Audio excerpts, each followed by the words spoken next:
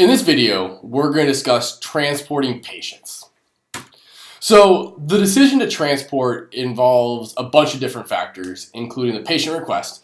So a patient says, you know what, I want to go to the hospital by ambulance. It also involves our chief complaint. So you may have somebody that just has a chief complaint that you're like, you know what, you're going to the hospital by ambulance, and whether or not this patient is stable or unstable. So one of the biggest questions that we get is, can GEMS transport? The answer is yes and no. So Guardian Elite Medical Services is a special event service that is authorized to transport in very limited circumstances. So what that means is that we have to look at the individual ordinances that actually dictate, the actual ordinances and laws that dictate what a special event medical service can do. So this is chapter 7.85.130 of the Clark County Ordinance, and it lists what the duties of a special event medical service licensee can do. And that's basically Guardian Medical Services. We're a special event medical service licensee.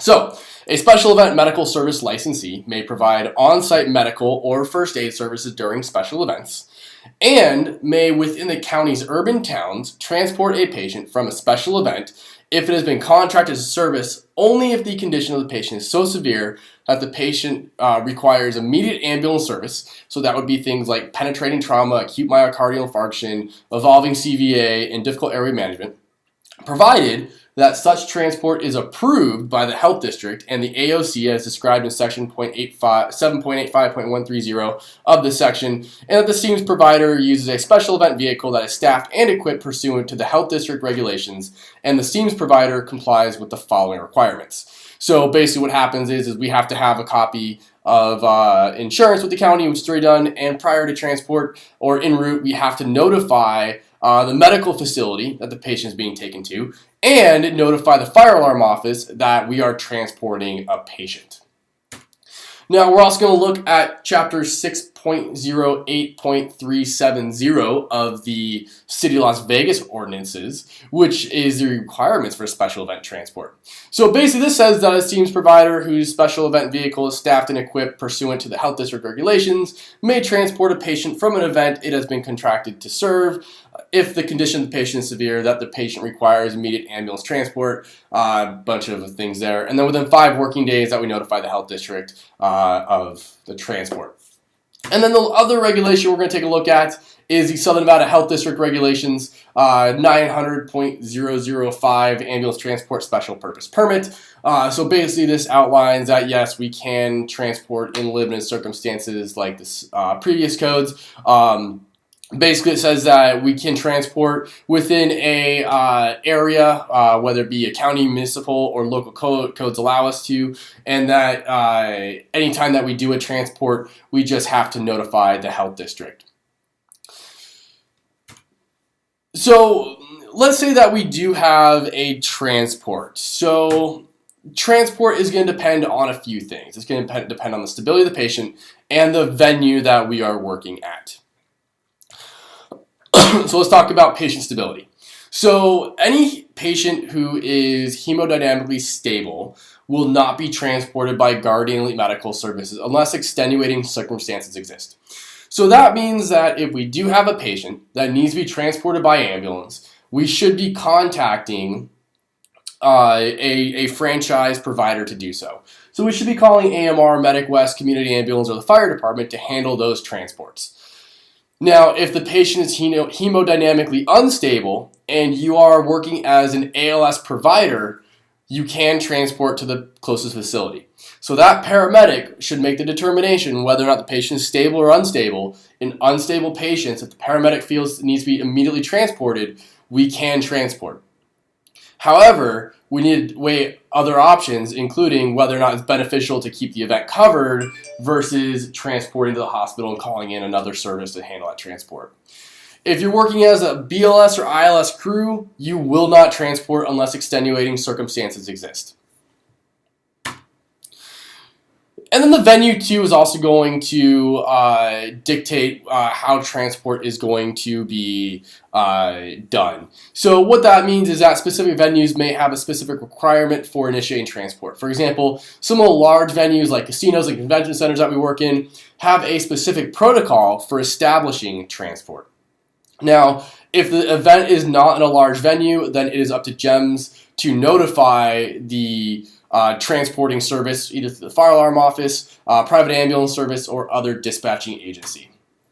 So here's just an outline looking at whether or not the patient needs transport. So we look at, is the patient stable or unstable, and are you an ALS unit? If the patient's unstable, then we can go ahead and transport. If the patient is stable and we are not an ALS unit, then we want to look at, does the venue have an established means for accessing EMS? If the answer is yes, we'll notify venue dispatch. If no, then we'll make that call to the appropriate agency and notify the agency of the transport. So these are just some important dispatch phone numbers that you might want to keep in your phone and save, as we constantly interface with these agencies for different purposes of notifying transport.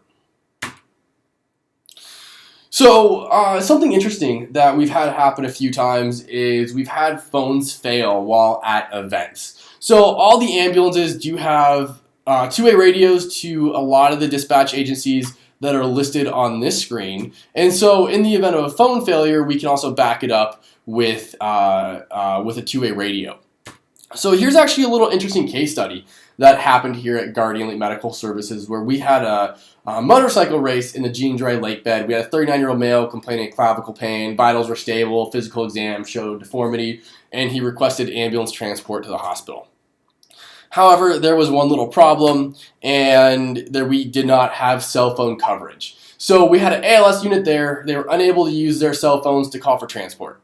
So what would you do in this case if you couldn't call out and actually arrange for transport? Well, the crew there went ahead and loaded the patient in the back of the ambulance and initiated transport and started transporting to the hospital. And then once closer, they went ahead and called AMR dispatch. However, once they got cell service, the problems continued and the cellular network kept dropping AMR dispatch and the call could not be completed. So how would you overcome this issue? A couple ways to do it. You can either move closer to where you get better cell service. You can transport in, depending on the situation. However, the crew had a backup plan. So the crew actually used the two-way radio that was on board the ambulance that had frequencies to AMR, Medic West, Community Ambulance, EMS Control, Fire Alarm Office, and the Park Service and Bureau of Land Management. So what the crew did was they actually went ahead and jumped on AMR Channel 11, radioed AMR dispatch and notified them of the transport and gave them all pertinent information.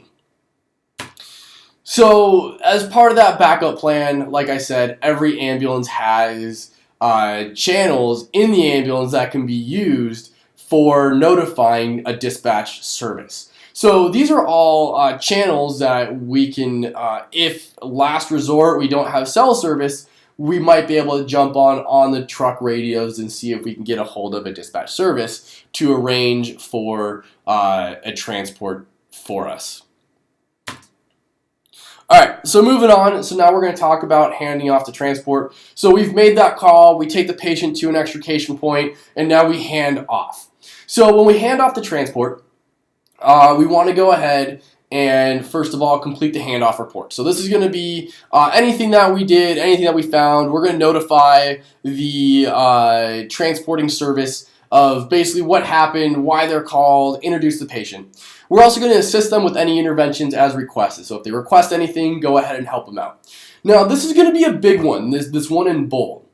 When you call for a transport service, walk out with the patient to the ambulance. And the reason being is it's important that we receive restock materials from what we used. So if you use a non-rebreather or a cannula, or you need to go ahead and replace a bandage, make sure that you walk out with the ambulance crew and then ask the crew if we can go ahead and get restock. Especially anything like IVs, medications. It's important to make sure that we get that material, as we have a limited amount with us at the events, and we want to go ahead and make sure that we have equipment for patients that do come up and we're not running out. So the handoff report, when you talk to the providing transport agency, should include the name, age, chief complaint, mechanism of injury, history, allergies, meds, and any treatments performed. In addition, like I said, we want to go ahead and get restock. So when a patient is transported to the hospital by ambulance, walk out to the ambulance with the transporting crew, obtain any restock items. And the reason being is we just carry limited amounts, especially some of our ALS supplies. We carry very limited amounts of our ALS supplies, so IV bags, catheters, medications that may have been given. We really want to try to obtain restock if possible. So let's go ahead and say that we have an unstable patient that we are going to go ahead and transport to the hospital by ambulance. What needs to be happened? So like I said, we can transport in limited circumstances, and basically the patient must be hemodynamically unstable. So if we have that hemodynamically unstable patient, go ahead and initiate transport. Start the transport. Get them to the hospital as quickly as possible. However, we need to go ahead and tell somebody that we're initiating transport. And we're going to notify the fire alarm office. And the fire alarm office can be notified at 702-382-9007. So you're going to notify the fire alarm office. And then when you're on the phone with the fire alarm office, have them put in a patch so you can go ahead and notify the receiving facility of the patient. The notification can be done via cell phone or two-way radio if possible. But like I said, if you're on the phone with the fire alarm office, they can actually go ahead and put you through to a patch. And then once you notify the hospital and the FAO, you'll transport to a facility. And then lastly, notify the on-duty supervisor immediately after the transport or when possible. So let's briefly talk about communication with hospitals. This can be done one of two ways, either via cell phone or two-way radio. So when we talk about communicating via cell phone, you can request a patch via cell phone through the fire alarm office. What this does is by requesting a patch, it makes sure that it is a recorded patch. So you can actually go ahead and record through the fire alarm office. So if there's any question as to anything that was said or done, we have a recording of it. So we would call 702-382-9007 to be patched through to a hospital. In addition, we do have some two-way radios. Our UHF radios are compatible, or not compatible, they interface with the radio telemetry system in the Las Vegas Valley.